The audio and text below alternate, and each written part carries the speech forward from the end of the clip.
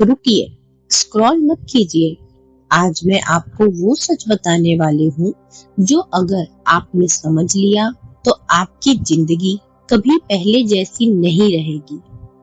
क्या आप जानते हैं, शास्त्रों में लिखा है भगवान से भी बड़ा उनका नाम होता है। जी हाँ, वही नाम जिसे आप रोज लेते हैं, लेकिन उसकी असली ताकत से आप आज तक अनजान है। कहा जाता है अगर इंसान सिर्फ एक बार भी सच्चे दिल से राम नाम ले ले तो उसके जीवन के सबसे बड़े संकट भी खत्म हो सकते हैं। लेकिन यही लोग सबसे बड़ी गलती कर देते हैं। एक छोटी सी गलती और आपका सारा जाप बेकार हो जाता है। आज इस वीडियो में मैं आपको बताऊंगी नाम की असली शक्ति क्या है और सही तरीका जिससे तुरंत असर दिखे। तो वीडियो को अंत तक जरूर देखिएगा। क्या आपने कभी सोचा है कि जिस भगवान को हम पूजते हैं उनसे भी बड़ा कुछ हो सकता है? सुनने में अजीब लगेगा, लेकिन शास्त्रों में लिखा है भगवान से भी बड़ा उनका नाम है। जी हाँ, वही नाम जिसे आप रोज लेते हैं, लेकिन उसकी असली ताकत शायद आप नहीं जानते। अगर आप आज के बाद सिर्फ 1 मिनट भी इस नाम का जाप सही तरीके से कर ले तो आपकी किस्मत बदल सकती है, दरिद्रता दूर हो सकती है और आपके जीवन में ऐसे ऐसे चमत्कार होंगे जिन्हें आप खुद भी समझ नहीं पाएंगे। लेकिन एक छोटी सी गलती आपके सारे पुण्य को खत्म भी कर सकती है। तो आज की इस वीडियो में अंत तक जरूर बने रहिएगा, क्योंकि जो रहस्य मैं आपको बताने वाली हूँ वो शायद ही आपने पहले कभी सुना होगा। इस रहस्य को समझने के लिए मैं आपको राजा सुकंत की कहानी सुनाऊंगी, जिसे सुनकर आपको ये विश्वास हो जाएगा कि प्रभु से बड़ा उनका नाम है।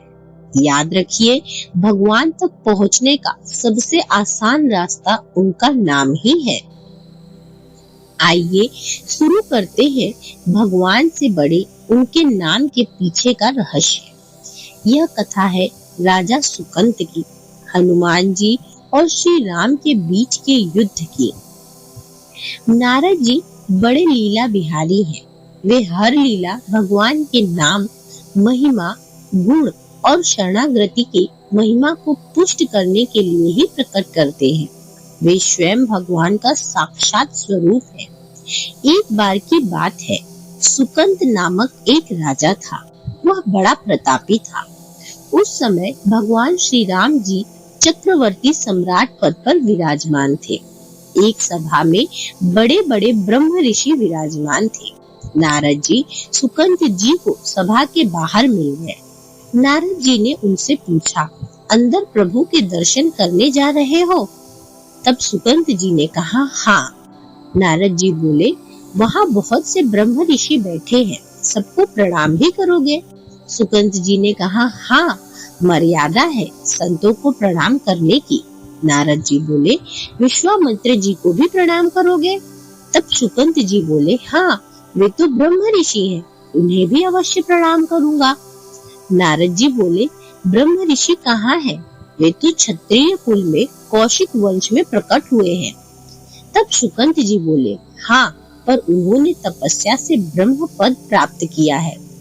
नारद जी बोले, पर मूल में तो वो क्षत्रिय ही है ना। तब सुकंत जी बोले, आप कहना क्या चाहते हैं? नारद जी ने कहा, उन्हें बस ऐसे ही प्रणाम कर लेना, माथा मत रखना, बाकी सब ऋषियों के आगे माथा टेक लेना। इसके बाद सुकंत जी भगवान के दरबार में गए। उन्होंने भगवान को नमन किया, सभी ऋषियों के चरणों में मस्तक रखा, पर जब विश्वामित्र जी के पास पहुंचे तो केवल हाथ जोड़कर प्रणाम किया, लेकिन माथा नहीं रखा, जैसा कि नारद जी ने उन्हें कहा था। विश्वामित्र जी ने ध्यान तक नहीं दिया। सभा पूर्ण हुई। इसके बाद नारद जी विश्वामित्र जी के पास आकर बैठे। नारद जी ने विश्वामित्र जी से पूछा, आपने कुछ देखा? विश्वामित्र जी बोले, क्या? नारद जी ने कहा, सुकंत को। क्या बात हुई, मैंने तो ध्यान ही नहीं दिया, विश्वामित्र जी ने जवाब दिया। तब नारद जी बोले, सुकंत ने सबको माथा टेक कर प्रणाम किया, आपको बस ऐसे ही प्रणाम कर दिया। तब विश्वामित्र जी बोले, हाँ, उसने ऐसे तो किया, पर इस बात पर मेरा ध्यान नहीं गया। इसका कोई विशेष कारण है क्या? नारद जी बोले, हाँ, वो कह रहे थे कि आप मूल में तो क्षत्रिय हैं, ब्रह्म ऋषि तो आप बाद में तपस्या से बने। यह सुनते ही विश्वामित्र जी को बहुत क्रोध आ गया। नारद जी ने कहा, उसे दंड तो मिलना ही चाहिए, आप जैसे ब्रह्म ऋषि के साथ ऐसा व्यवहार। नारद जी ने वहां सुकंत को विश्वामित्र जी का अपमान करना सिखाया और यहाँ उनकी शिकायत भी कर दी। इससे उनका कुछ विशेष उद्देश्य था। विश्वामित्र जी आवेश में खड़े हुए और बोले, रघुनाथ, आपके दरबार में हमारा अपमान हुआ है। श्री राम जी बोले, प्रभु, आपका अपमान? किसकी इतनी हिम्मत? विश्वामित्र जी ने कहा, सूर्य अस्त होने से पहले सुकंत का मस्तक मेरे चरणों में होना चाहिए। इस पर श्री राम जी ने कहा, प्रभु, मैं आपके सामने सत्य वचन कहता हूँ, यदि सूर्यास्त से पहले मैं उसका मस्तक आपके चरणों में ना डाल दूं, तो मैं रघुवंशी नहीं। आप शांत हो जाइए। नारद जी सीधा सुकंत जी के राजमहल पहुँचे। वे सुकंत जी से बोले, अब तो शाम तक मारे ही जाओगे। भगवान श्री राम ने संकल्प लिया है कि तुम्हारा गला काट कर विश्वामित्र जी के चरणों में डालेंगे। नारद जी की बात सुनकर सुकंत जी घबरा गए। वो बोले, महाराज, आपने तो हमें फंसा ही दिया। अब तो साष्टांग प्रणाम करके लौटने वाले ही थे, आपने ही कहा कि बस हाथ जोड़ देना। नारद जी बोले, हमें क्या पता था कि बात इतनी बिगड़ जाएगी। अब तो समस्या सच में फंस गई है। सुकंत जी रोने लगे, प्रभु, अब कैसे बचे? भगवान ने तो कह दिया है, मैं रघुवंशी नहीं, यदि सूर्यास्त से पहले उसका मस्तक आपके चरणों में ना पहुंचाऊं। और भगवान कभी मिथ्या वचन नहीं कहते। अब तो मैं मारा ही जाऊंगा। कोई उपाय है प्रभु? नारद जी बोले, एक ही उपाय है, हनुमान जी, वही बचा सकते हैं। सुकांत जी बोले, पर राम जी की आज्ञा का विरोध हनुमान जी कैसे कर सकते हैं? और फिर हमारी पहुंच भी तो हनुमान जी तक नहीं। नारद जी बोले, हनुमान जी को यदि कोई राम जी के अलावा आज्ञा दे सकता है तो वो है माता अंजनी। चलो, मैं तुम्हें उनके पास लेवा चलता हूँ। नारद जी उन्हें अंजनी माता के पास ले गए। सुकांत जी ने साष्टांग दंडवत प्रणाम किया और रोते हुए कहा, माँ, मेरी रक्षा कीजिए। माता अंजनी बोली, बेटा, बताओ तो सही, क्या समस्या है? सुकंत जी बोले, माँ, त्रिभुवन में अब केवल आप ही हैं जो मेरी रक्षा कर सकती हैं। एक राजा मुझे मारना चाहते हैं। माता अंजनी ने कहा, मेरा पुत्र महाबली हनुमान है ना, यदि मैं उसे आज्ञा दूं तो वह कभी भी मेरी आज्ञा का उल्लंघन नहीं करेगा। जाओ, मैं तुम्हारी रक्षा का व्रत लेती हूँ। नारद जी मन ही मन प्रसन्न हुए। काम बन गया। अब भगवान के नाम की महिमा प्रकट होगी। हनुमान जी से माता अंजनी ने कहा, बेटा, मैंने इसकी रक्षा का व्रत लिया है। हनुमान जी बोले, आपकी आज्ञा मेरे सिर आंखों पर। त्रिभुवन में ऐसा कोई पैदा ही नहीं हुआ जो मेरी माँ किसी की रक्षा का व्रत ले और वो उसे मार दे। कौन राजा है जो इसे मारना चाहता है? सुकांत जी ने हाथ जोड़कर धीरे से कहा, भगवान श्री राम। हनुमान जी सुनकर सन्न रह गए। क्या, मेरे स्वामी? माँ, आपने किसके विरुद्ध रक्षा का व्रत ले लिया? माँ, ये तो मेरे प्रभु हैं, उनके विरुद्ध में कैसे खड़ा हो सकता हूँ?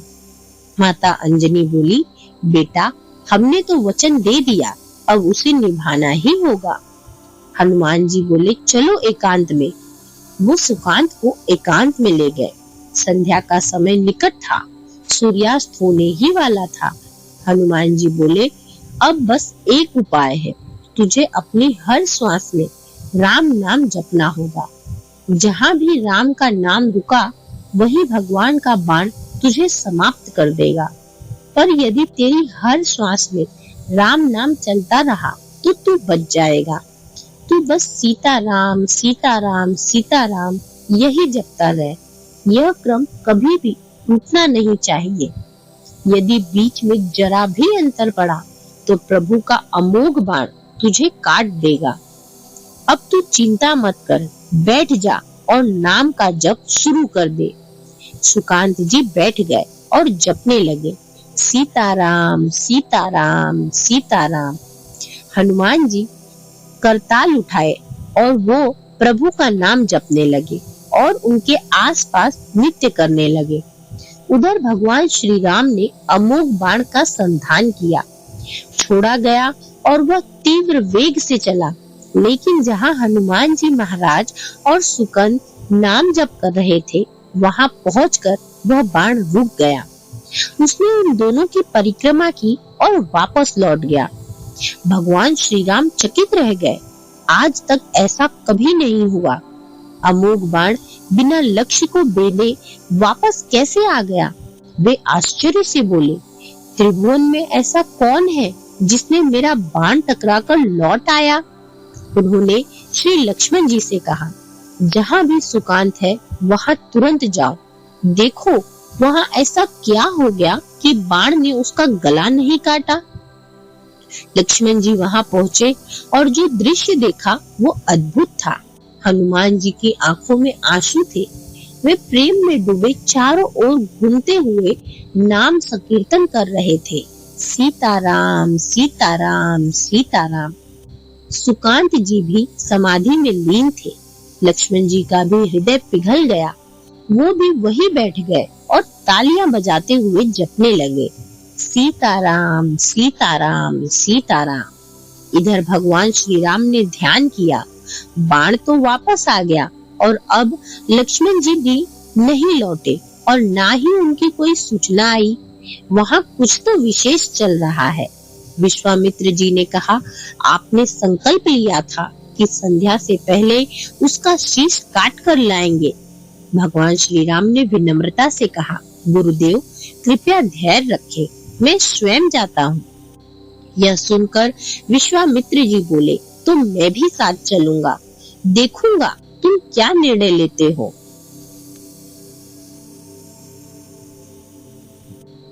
साथ में सभी ब्रह्म ऋषि और देव ऋषि नारद जी भी वीणा लिए चल पड़े।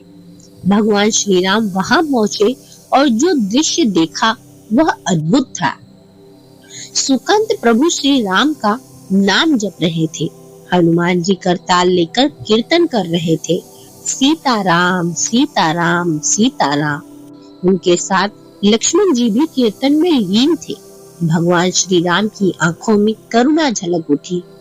अब मुझे समझ आया, प्रभु बोले, जिनके गले में निरंतर मेरा नाम चल रहा हो, वहां मेरा अमोघ बाण भी छेदन नहीं कर सकता। श्री राम ने विश्वामित्र जी से कहा, गुरुदेव आपने आज्ञा दी थी कि इसका शीश लाना है, लेकिन ये नहीं कहा कि काट कर ही लाना है। श्री राम ने सुकंत से कहा, रखो अपना मस्तक विश्वामित्र जी के चरणों में। विश्वामित्र जी प्रसन्न हो गए। नारद जी मुस्कुराए और बोले, प्रभु ना सुकांत का दोष है ना विश्वामित्र जी का। मैं बस ये दिखाना चाहता था कि आपके अमोघ बाण से भी अधिक शक्तिशाली आपका नाम है। जिस गले में निरंतर राम नाम का गूंज होता है, वहां सुदर्शन चक्र भी असमर्थ है। नाम जापक एक अमोघ शक्ति से संपन्न हो जाता है। आप नाम जप शुरू तो करें। कुछ दिन नाम जपने के बाद अगर आपके जीवन में विपत्तियां आने लगे तो हारना मत। ये आपके पुराने कर्मों का हिसाब हो सकता है। यह एक युद्ध है। कभी विपक्ष से बाण आकर घायल कर सकता है तो शूरवीर पीठ दिखाकर थोड़ी भाग जाता है।